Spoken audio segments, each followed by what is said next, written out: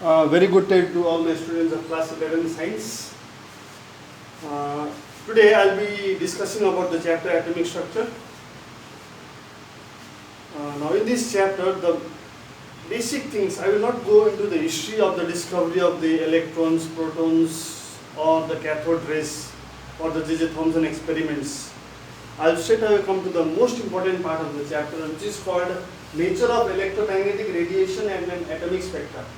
Electromagnetic radiation, okay, and atomic spectra.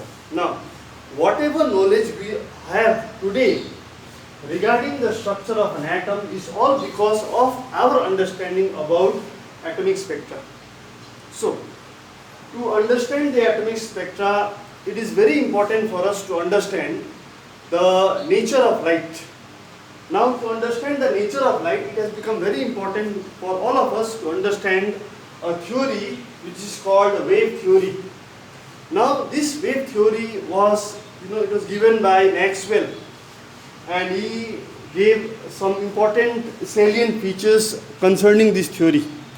Now, according to this theory, according to this Maxwell's theory, the salient features, there are 4 important points to be remembered. Okay. The first one is light is transmitted in the form of electromagnetic waves. Light is transmitted in the form of waves, and those waves are called electromagnetic waves. That is number 1. So it is very important to understand that the first salient feature of the electromagnetic, this wave theory is light movement in the form of electromagnetic waves. Electromagnetic, the word is very important. Then after that we have got the second postulate, the second salient feature of this wave theory. The electromagnetic waves are associated with electric and magnetic fields directed at right angles to each other. Now again, when I talk about the electromagnetic waves are associated with 2 fields, electric field as well as magnetic fields, and these fields are right angles to each other. That is the second salient feature of the wave theory as postulated by Maxwell's. Then comes the third point. All electromagnetic waves, they travel with the same velocity which is equal to the velocity of light. So remember, electromagnetic radiations or electromagnetic waves, they travel with the speed of light.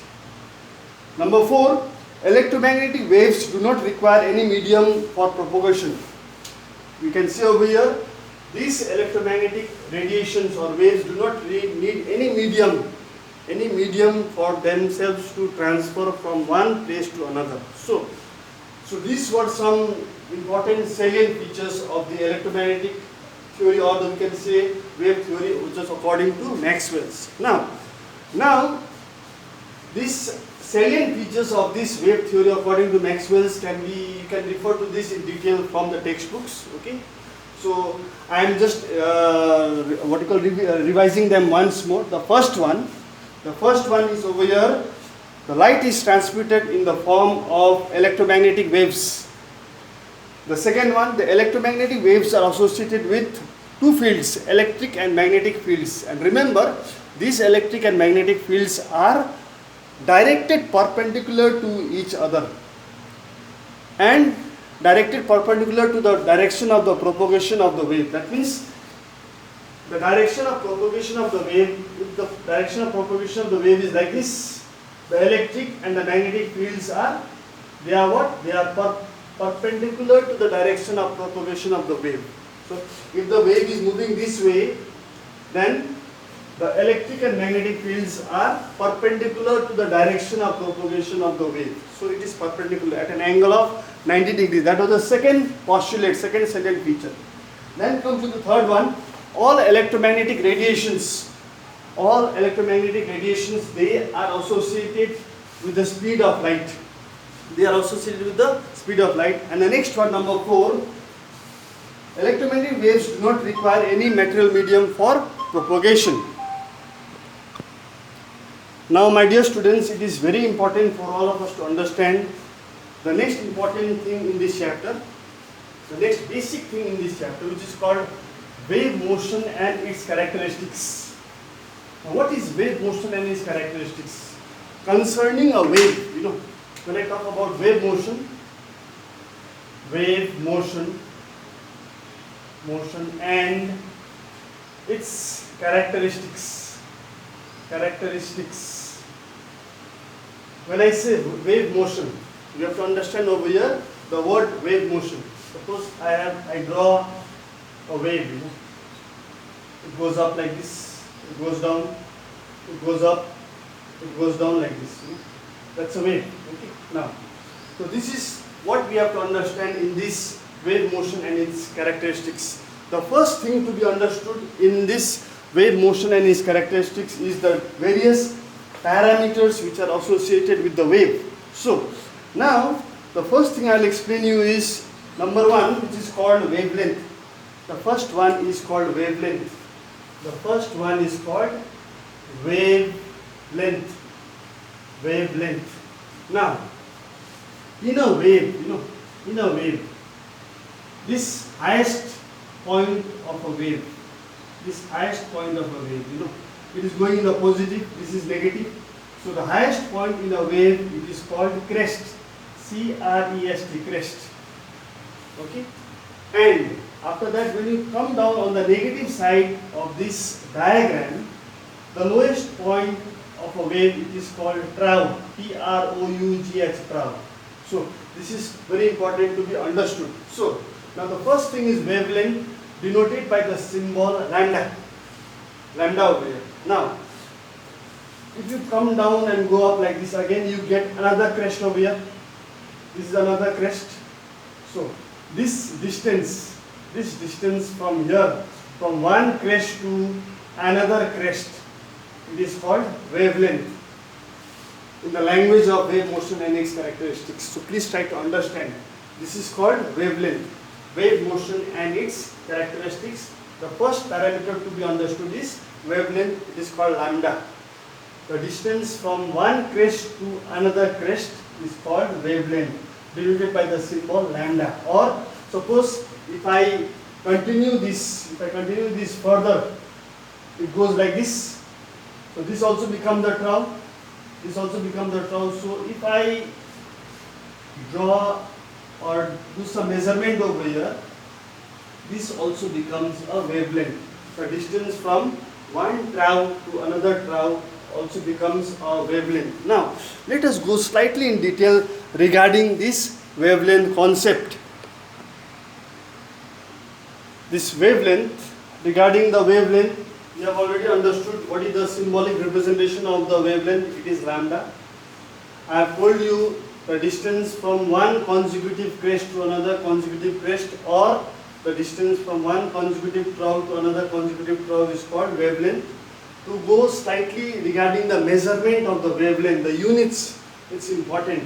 Please make a note of this. 1 angstrom is equal to 10 to the power of minus 8 centimeter, and that is also equal to 10 to the power of minus 10 meter. Another thing over here, 1 nanometer, nm. 1 nanometer is equal to 10 to the power of minus 9 meter, and that is of course equal to 10 angstrom. So this is the first parameter to be understood in this portion of this chapter, wave motion and its characteristic. The first parameter was wavelength. Now let us come down to frequency.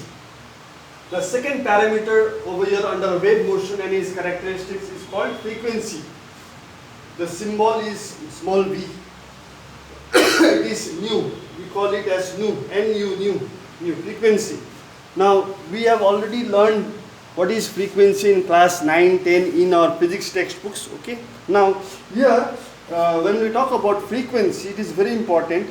The number of waves passing through a reference point in 1 second is called the frequency.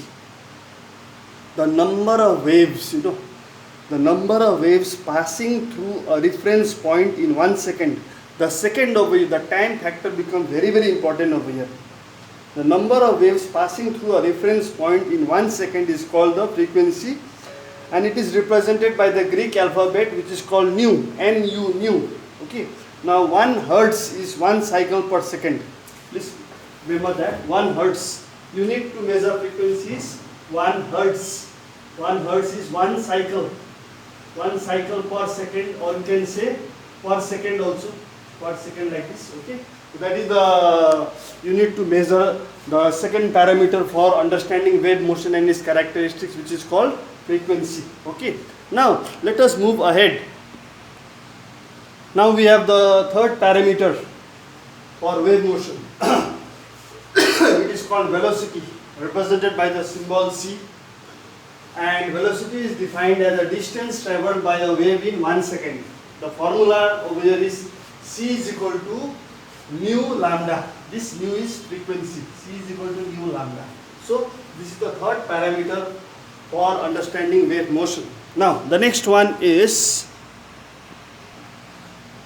now we have the next parameter is wave number. It is represented by the symbol nu bar. Nu, and there is a line above this V symbol bar.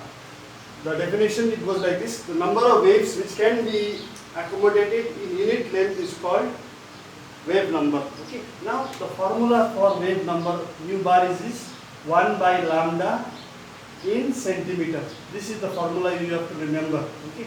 So this is the fourth parameter to understand the wave motion and its characteristics.